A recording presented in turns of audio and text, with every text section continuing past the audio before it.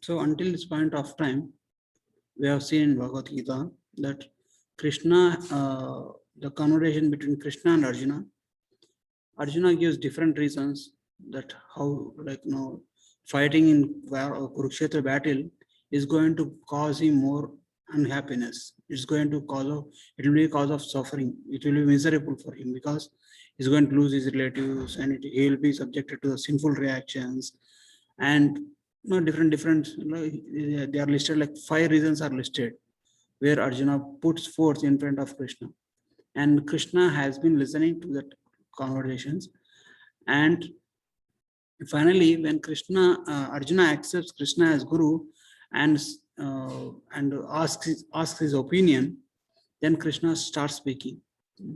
So here 2 things we have to observe.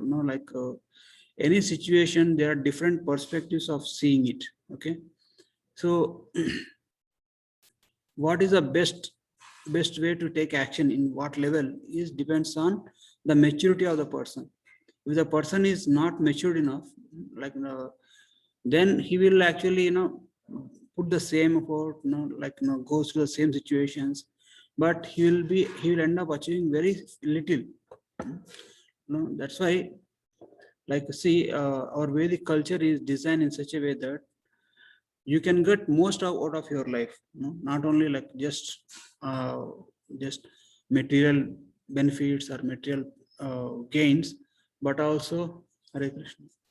But also it is it encourages us to go beyond. It's like it is the system through which our consciousness develops and our ability to get most of our life will increase. There is no limit, actually, to say frankly. When it comes to spiritual realm, when it comes to spiritual plane, on the level of spirituality. But when we actually limit our efforts only on the level of material plane, only looking for material pleasures, taking care of family, taking care of body, and happiness only on the level of body and senses, then we will be greatly limiting our gain through the investment that we are putting in terms of time, in terms of energy, in terms of life.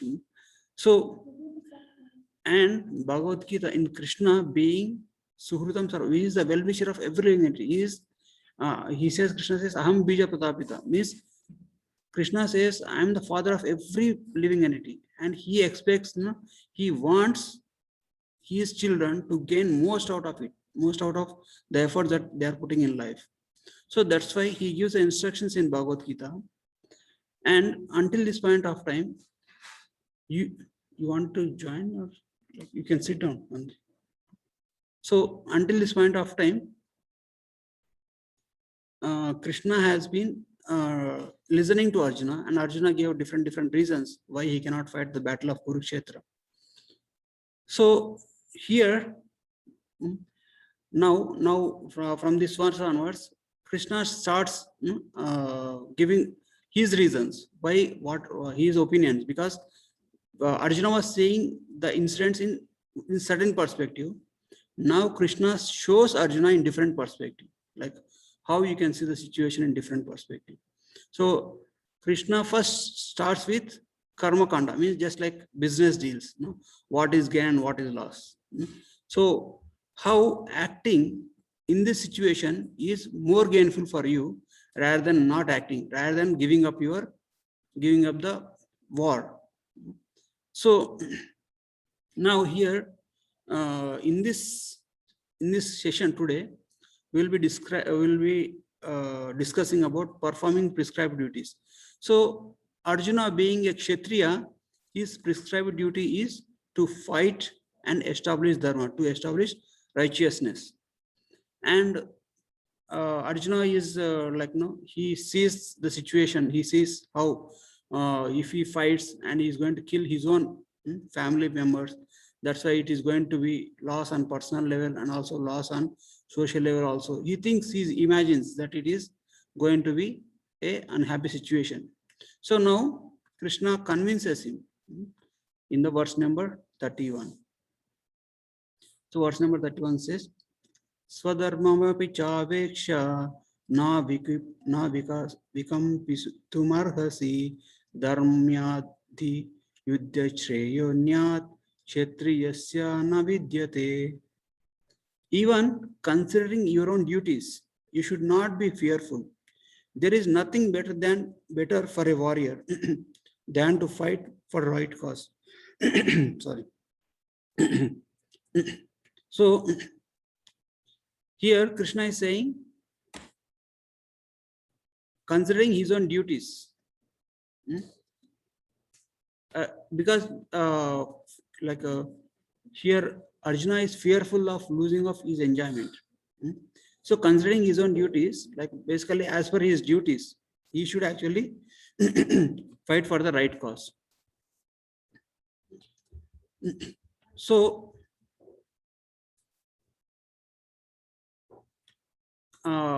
Krishna stresses on fruitive activity and religious duty.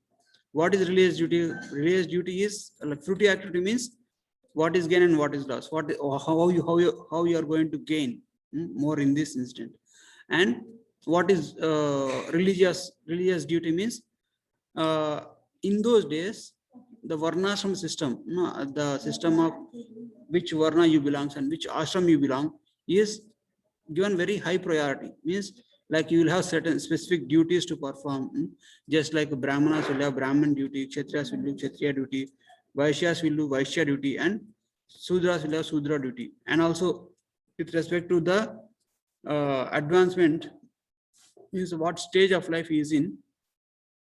He may be a brahmachari, he may be a grihastha, he may be vanaprastha, he is a sannyasi.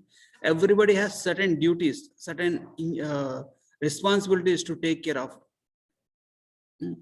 So Krishna is telling Arjuna, like, considering your duty as a Kshatriya and also considering your duty as a grihastha, this is more beneficial for you to fight, because it is said in the Vedic scriptures, if a Kshatriya fights for a right cause,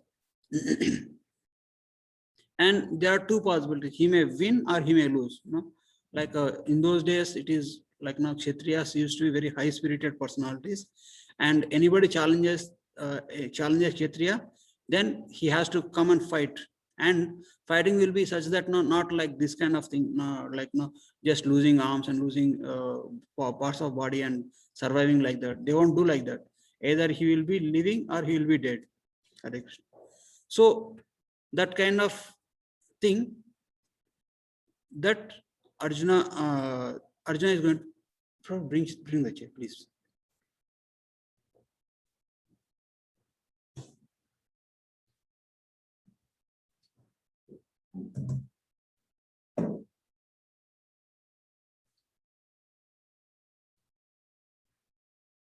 Can sit here.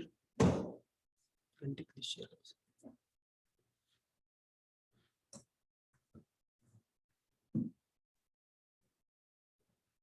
Can turn, bro. Can turn. Make yourself comfortable. So here Krishna is encouraging Arjuna, okay? You are a Kshatriya and your duty is to fight and establish dharma. So in these days, Kshatriyas, when they fight, they actually either they win or they lose. They lose means they are going to die. So it is said in the scriptures, scriptures is the authority. It is like it is said in scriptures that when a Kshatriya wins, he is going to have earthly kingdom. Or if he loses, then he is going to gain eternal heaven. Not eternal, sorry, heaven, heavenly planet. It's not eternal, but it's a heavenly kingdom. So Krishna tries to convince Arjuna. So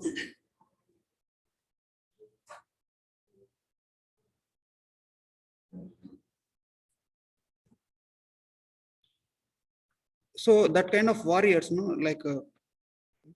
but warriors should have the opportunity to fight. So Krishna says in this verse, Yadruchaya chopapannam swarga dvaramapavrutam Sukhina Kshatriya Partha Sukhina Kshatriya Partha Labante Yuddham Idrisham. Happy are those, happy are the warriors who obtain such a battle which comes just without effort and which opens the door to heaven. So, if just like for a person in business or for a person in any field, they have great opportunities. Like for example, somebody who gambles, winning a lottery is the greatest thing that he can imagine. It is said for Kshatriya, the opportunity to fight for the right cause is the greatest opportunity, because if he wins, he's going to expand his kingdom. But if he loses, he's going to go to the heaven. So on that context, Krishna is saying, Arjuna, you got this opportunity without great effort, fighting for a right cause. So, so don't waste this opportunity. Like that, he encourages Arjuna. Then we will first discuss Bhagavad Gita and then we see its application.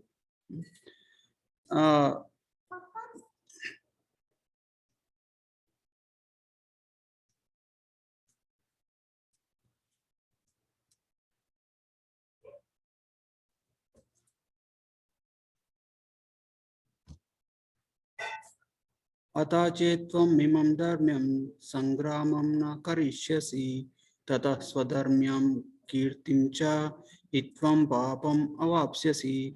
If you do not partake in this righteous war, giving up your duty and fame, you have instead reaped sin. So basically, it is said that Krishna has created these 4 varnas and 4 ashramas, and everybody should perform their prescribed duties as per their situation.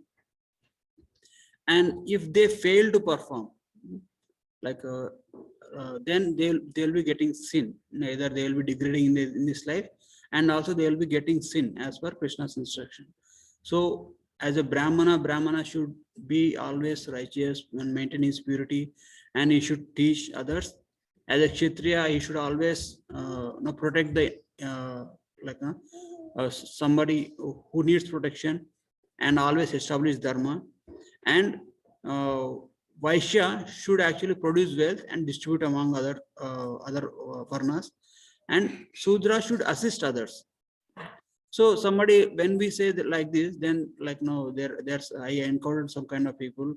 Why are you discriminating Sudras? Why are why you are giving only high position to Brahmanas, not to Sudras? Because Sudras, they always have to work. They always have to. So basically, this Varnashram system used to be predominant in previous ages, not right now. So in those days, actually to say, even like when I was a child in my village, also it used to be a barter system, most of it, and there used to be a class of people who actually used to serve other class, and the higher class of people used to take care of the serving people, just like as if they are their own family members. So they will be not only serving one family, they will be serving different family. For suppose washing people, like somebody who washes clothes, or somebody who makes carpentry. And everybody, if any event happens, like any marriage or any occasion happens, they used to give money, or they used to give some grains or anything like that. They used to give clothes, new clothes, like that. Means they will be taken care by the the Sudras are taken care by the other Varnas. So it is said that giving up his duty, like everybody has their own duty. Even like Brahmachari has his own duty, serving Guru and getting knowledge from him. Grihastha, he has a duty to support all the other ashramas. Means he has to support Brahmacharis, he has to support Vanaprasthas, he has to support Sannyasis. That's why Grihastha ashram is called the supporting pillar of all the Varnas and ashramas. So, and Vanaprastha, his duty is to personally engage himself in the service of, take up spirituality more seriously, and then sannyasi used to go and preach. So that those are some prescribed duties. And it is expected because they were given facilities, they were given opportunities, and it is expected that they should use, for example, Kshatriya, everybody abide by the laws put forth by the Kshatriya, and Kshatriya should take the guidance from a bona fide Brahmana to rule. We cannot actually whimsically do his rule, because this Varnashrama system is little elaborate. If you go in detail, it will be more and more clear. But we are not going to do that because Varnashram system is not very much relevant as nowadays. So now Krishna is telling to Arjuna, based on your situation, you should fight because you are a Kshatriya. Then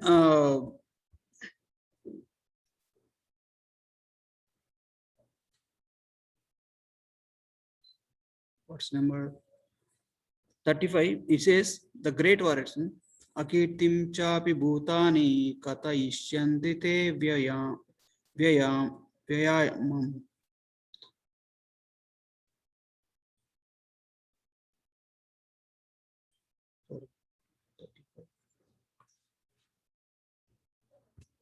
Okay. So the great warriors by whom you are regarded highly and will now gain insignificance will think that you have abandoned the battlefield out of fear. So until this point of time, Arjuna has very high regard because Arjuna is the best among the Kshatriyas. So he has very high regard. So Krishna is giving the perspective, because sometimes, like as we said, like there are different levels. Somebody who is on the level of Annamaya Kosha, they will not give much regard to the name, fame, and anything like that. So they don't care about those things. But somebody who is respected, who is advanced, they'll actually they take good care of how they behave, how they were seen. That is with respect, like, because the name and fame and the good conduct, the reputation also matters in the society. So Krishna says later on, like, so we'll see that word also and discuss. So not this verse.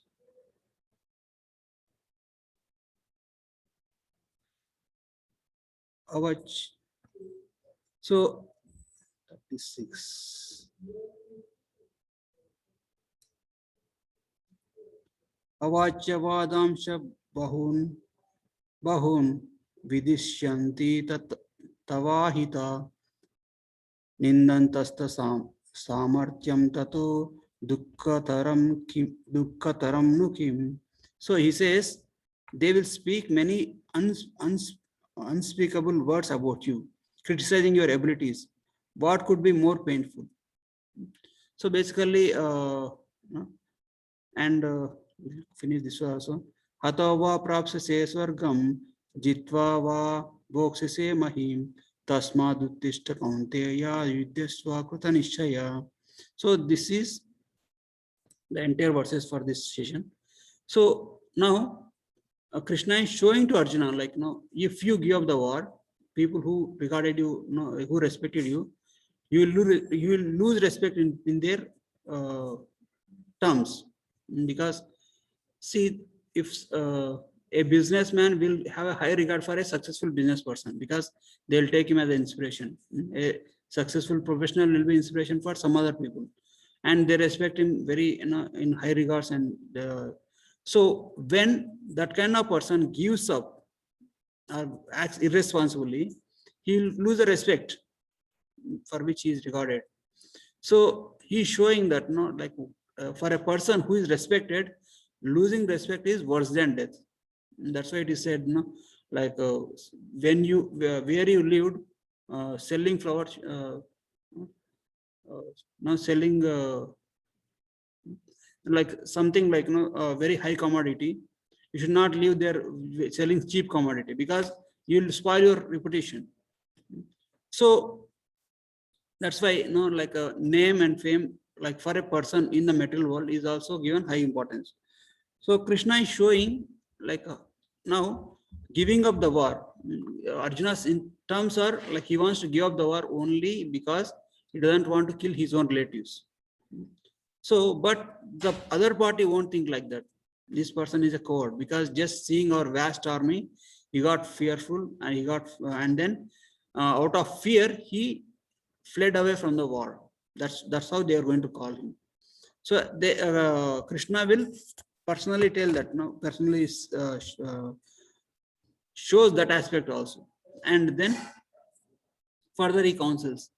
So basically until this point of time, Krishna was able to give the perspective how fighting or abiding by the prescribed duties is more gainful to him both in this world and the next world, and not abiding by the duties is going to give great suffering to him, because that is the opportunity. Because when Arjuna quits the battle and goes, then people are going to call him ill names, and Arjuna cannot repair that. Like even if he comes back and even if he goes another battle and wins in other battles, they'll call him coward because you gave up one battle. Why are you? How come you came to fight now? Like that they'll call. So, and somebody who wants to blame, they will never see even like even if you are 99% of good qualities, they don't see 99% of good qualities. They'll see only one bad quality, like one excuse to criticize or make us feel bad. So, and Krishna is telling to Arjuna, like, don't give them opportunity to point you out. So basically now we'll discuss the application part. So there are two types of prescribed duties. Prescribed duties, like, you know, what is the goal of, as we discussed in the introductory sessions, every living entity, like, you know, is spiritual in nature. Is not this body, he has spirit soul. He comes into this material world in, like, you know, to enjoy independently. So, but our scripture says that this material world is a temporary place. And if you are not like, no, this clarification we actually discussed in detail in the introductory session, because if you see the amount of happiness that we get and the amount of effort we are putting in is out of proportion. Because if you put 100%, you should get 100% happiness, but you are putting 100%, you are only getting 10% happiness in return. And that is how the things work in this material world. So, and a person who is actually confronting any problem or any situation, he will not be able to observe himself how he is getting bewildered. But a person who is aloof from the situation, who is actually seeing how things are happening, you know, like somebody says, like, you know, bird's eye view. When we have a bird's eye view, then like he will see how, like, what he's going to face, how we are getting lost, or a person who is aloof from the situation, he will be able to, because he has a peace of mind, because the person involved in the situation, he will be totally absorbed himself in fighting the situation, like what are small problems, his focus is completely into it. But a person who is aloof from the situation, that's why when we face the situations of most distressful situations or most exciting situations, we should not take decisions in that situation, in that scenarios, because we should wait until our mind becomes peaceful. Because when we are disturbed either due to excitement or due to distress, we cannot make proper decisions. But a person, a friend or family friend or a counselor or an elder who is related to us, who is a well-wisher to us, he can see what is good for us and he can advise us. So in the same way, we as a living entities, right from the birth, we are struggling in situations like moment to moment. Like as soon as we take birth, we are pulled by senses. Like our tongue wants to eat something, our mind wants to play, enjoy some way. As soon as we get into school, we are into competition and enter into college, finish college, and then enter into job and do well in your job, please your boss, get promoted, get high salary, and then responsibilities, maintain family, expenses, all those things. And we actually, of course, there is some happiness involved there. So, but the great sages and gurus who actually have experienced the material life, they say that don't actually put your 100% in this material world, because this is a temporary situation. Krishna says in Bhagavad Gita, this is dukkhalayam ashashvatam. Even if it is even if it is very comfortable for you, it is not going to be there permanently. That fact we have to remember. So then where is the permanent situation of happiness is there? So then the realized souls, the acharyas, gurus, and even the in Krishna himself says there is a permanent place where you can be promoted. We are in different realm, and that is a different realm. And that's why if you see any bona fide religion, all the bona fide religions, no religion says you enjoy here fully. If any religion says that enjoyment is the ultimate goal of life, then it is a bogus religion. Because religion always says, no, don't try to invest here in this material world, because in this material world everything is temporary. It's like, it's like a fixing the situation. It's like a bathroom. When you get dirty, you go into bathroom, get cleansed, and come out of it. So in that way, we have to use in this material situation, material world, to do the needful. We have to do the needful. Yes, we have to maintain the families. We have to we have that personal desires, personal hankerings, personal conditioning. We have to satisfy them, but don't settle them for there.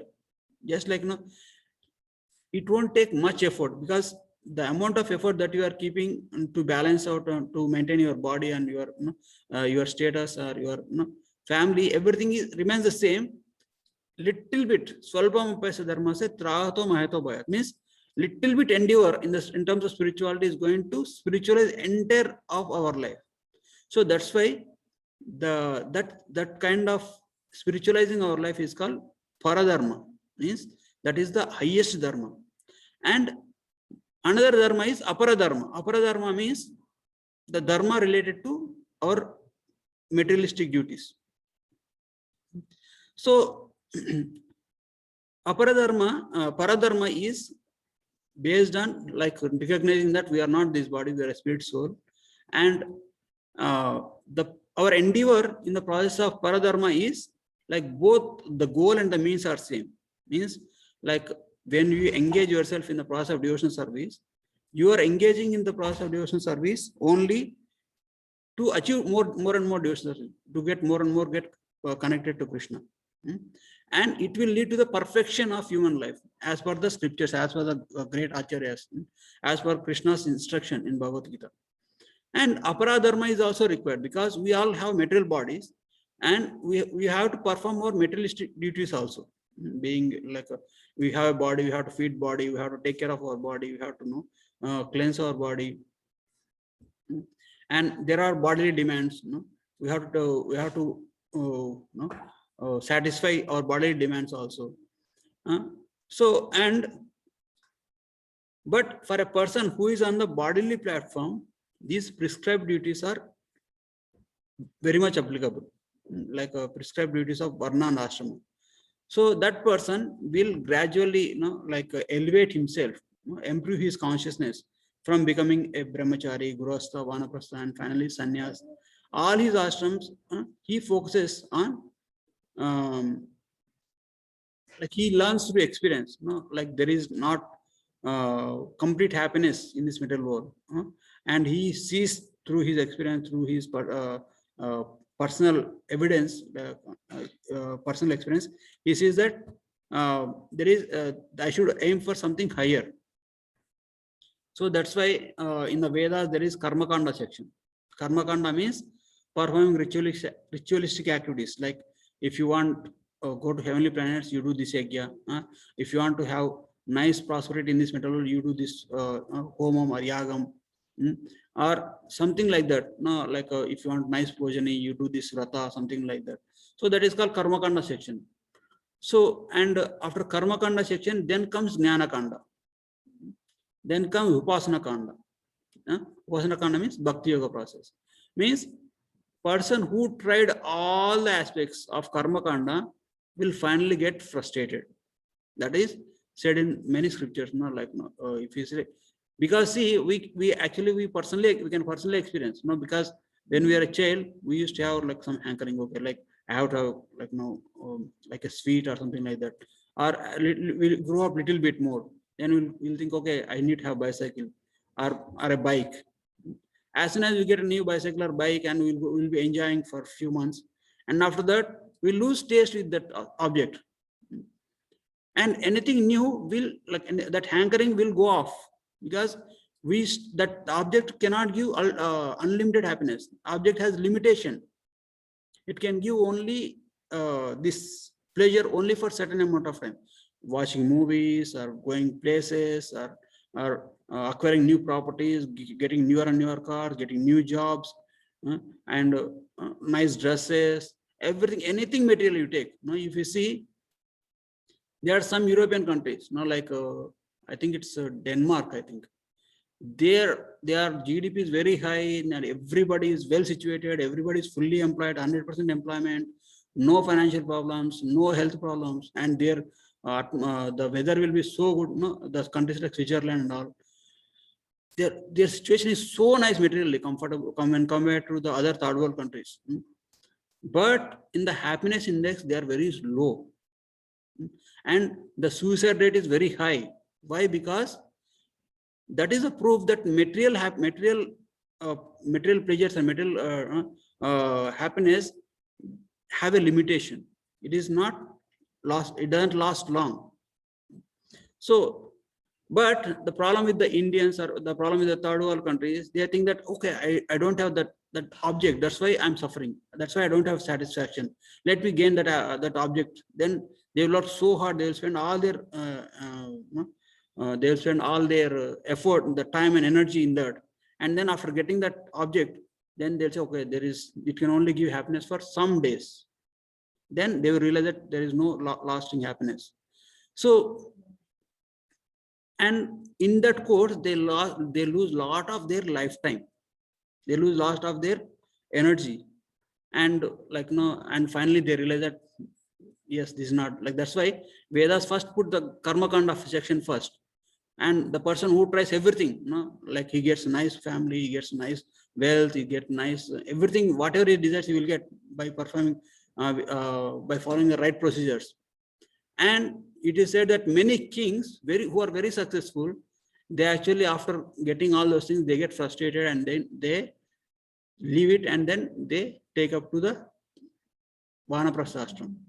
Vanaprastha means, Vana means forest, Prastha means going to the forest. Going to the forest and engaging in spiritual life. So that is the condition of material. Like if we seek happiness only on the material terms, it is to be guaranteed that ultimately you will be encountered with frustration at some point of time.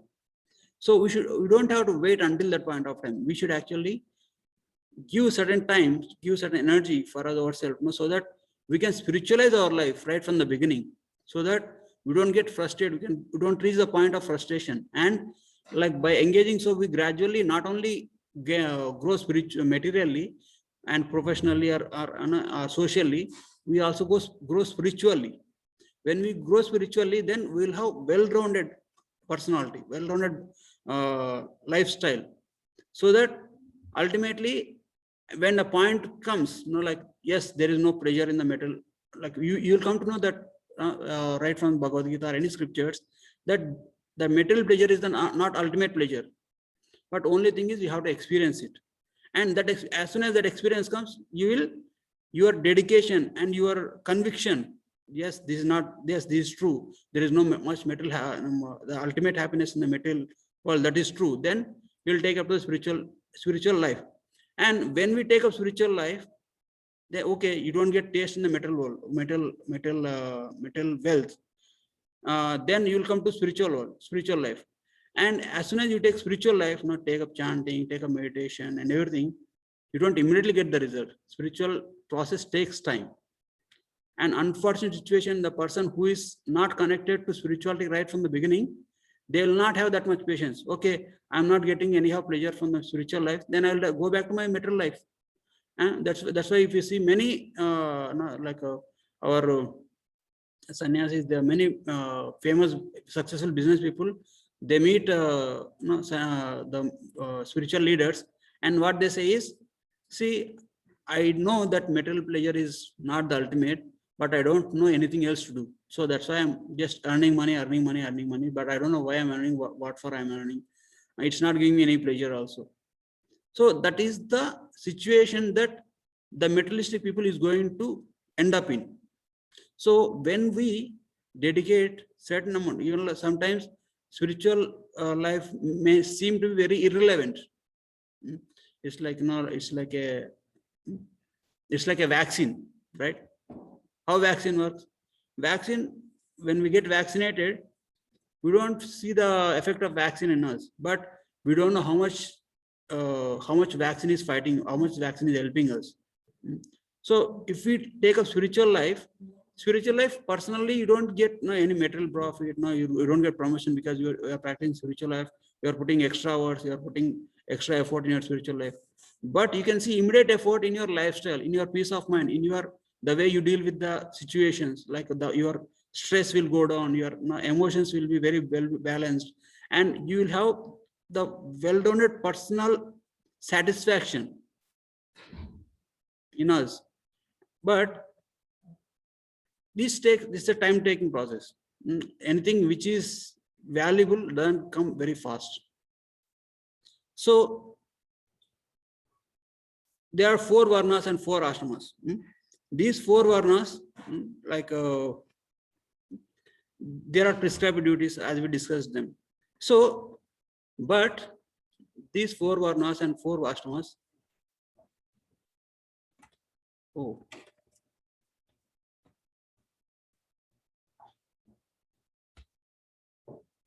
Mother Ramakrishna, Ramakrishna.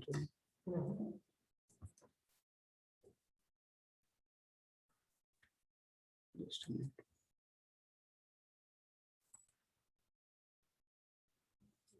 So yeah, we previously discussed this varnashram system, right? So this varnashram system is gradually facilitates us to realize this fact, and also if somebody follows this varnashram system, he not only takes care of his material responsibilities, but also he will have spiritual education right from very beginning. So how varnashram system used to work is, as soon as a child is born, when he reaches 5 or 6 years old, he will be immediately sent to Gurukula, where under the guidance of a bona fide guru, he will be trained on different aspects of life, like the agriculture and different arts, 64 arts, like whatever is required, he will be taught. And also he will be given training in spiritual life also. And then guru will decide, okay, who will do what. Some person, if he sees, okay, somebody who is very well qualified and who does not want to enter into Grihastha ashram, he will directly promote them to sannyas ashram. And somebody who desires, based on their conduct and based on their behavior, based on their nature and the type of work they like to do, guru will decide if he is going to be a brahmana, if he is going to Vaishya, if he is going to be Sudra, if he is going to be a Kshatriya. But most of the time, it is decided based on their nature. This is bona fide, this is the actual way of deciding. So and then that guru will send them back into that ashram and into this to do certain occupation.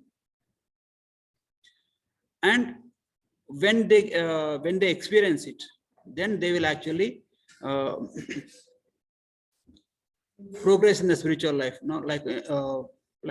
The distinction happens only in the level of Grihastha ashram. When they enter into Grihastha ashram, they will actually, a Kshatriya will do Kshatriya job, a soldier has to fight, and Vaishya will do business and farming.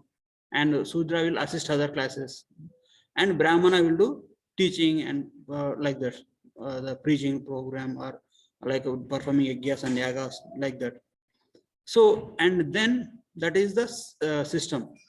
And never, and not anywhere in the scriptures it is said that this varnashram system classification, the varna classification should be done on the basis of birth. So, but due to familial affection, and this after this Western influence, this varnashram system in India and around the world is not actually in place right now. So basically, even if we know knowingly or unknowingly, we're actually following varna system only.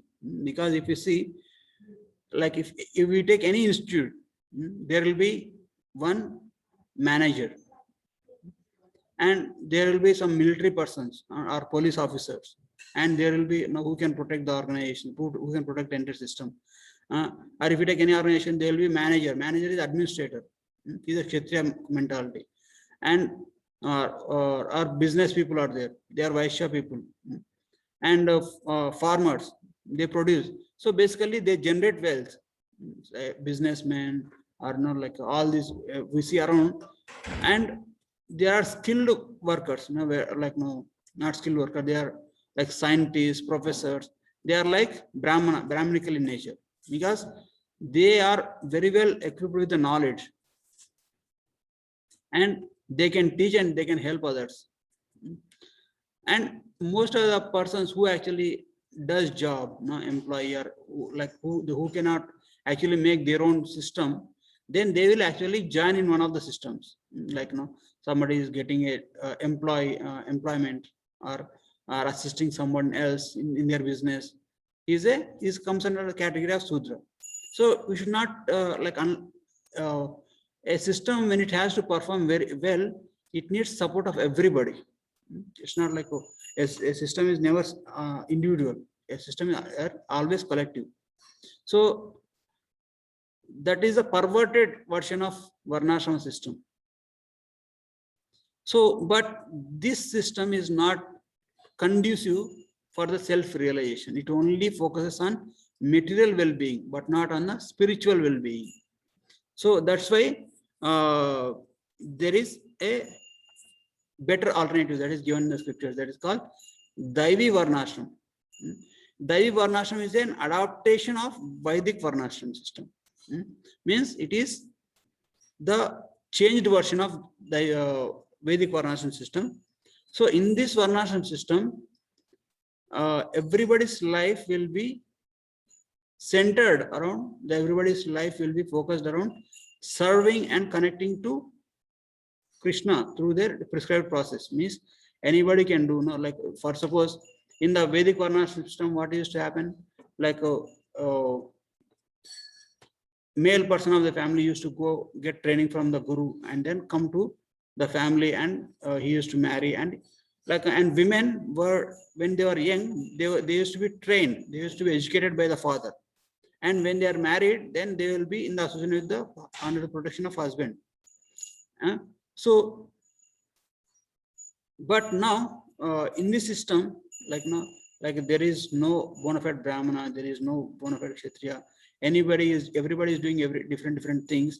So here in this system, in the Daivi Varnashram system, you just do whatever you want. Sthane sthiti gatan stanuvan manobir, means be situated wherever you are, and with your body, mind, and words, you just get connected to Krishna. So that way you will achieve the ultimate purpose of life. You don't have to go through like brahmachari, grihastha, vanaprastha. You don't have to identify yourself with any ashram or any varna, brahmana, vaishya, kshatriya, sudra. Whoever you are, whatever is your occupation, you be situated wherever you are and be connected and engage your body, mind, and words. Of course, we engage our body, mind, and words in our professional life, in our personal life, and we also have to engage body, mind, and words, so that it will spiritualize all our activity. You're understanding the difference, right? Clear? So That is Daivi Varnashram. Daivi Varnashram means whatever we are following right now here is Daivi Varnashram. Because see, if you see, many of you are working people, like Pujari is working person. He goes to office, works, and then he comes at home and he offers all his fruits of action to the service of Krishna. And then he comes to temple and does service. And then he leads a Krishna conscious, Krishna centered life. He does everything remembering Krishna. He does everything for Krishna. Even he raises children. He brings them up thinking that these are Krishna's children. They are kept under my care, and I should take proper care so that it will be. He does everything as a service to Krishna. He never claims his ownership on anything, but he actually takes seva adhikar, means he takes only authority on the service. That is a Daivi Varnashram system. So, and in this age, in this scenario of complicated, like distorted Varnashram system, like no Vedic Varnashram system is followed, and Vedic Varnashram system is not relevant. So only better alternative is Daivi Varnashram system. So, and whatever Krishna is saying to Arjuna, like saying, showing how this giving up your duty is not very relevant, giving up your responsibility is going to give much unhappiness to you. That may not be relevant for us, but for us, the lesson we have to take is like Krishna is saying to Arjuna that you engage in my service, because he is directly engaging Arjuna in his service. Now what we have to do is we have to keep Krishna in the center and engage ourselves in Krishna's service. And that way, when we offer our fruits of action to Krishna, then our entire effort will be spiritualized and entire our life will be spiritualized. So that is the easiest way of connecting back to Krishna consciousness and perfecting our life. And that way we gradually improve our consciousness. Then our efforts will shift from material to the spiritual, and our progress you can see. And as soon as our material fever goes down, all our anxieties will go down, and we see the difference, the change in our lifestyle, in our change in our thinking, and change of how the peace of mind improves. So that is the application part of this session. So if you have any questions, we can discuss now. I hope you are able to follow. Yes, bro. Any questions or comments?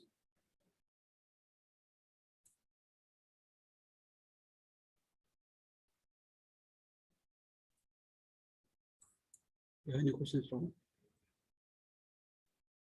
So, not related to this. Yeah, don't you just ask.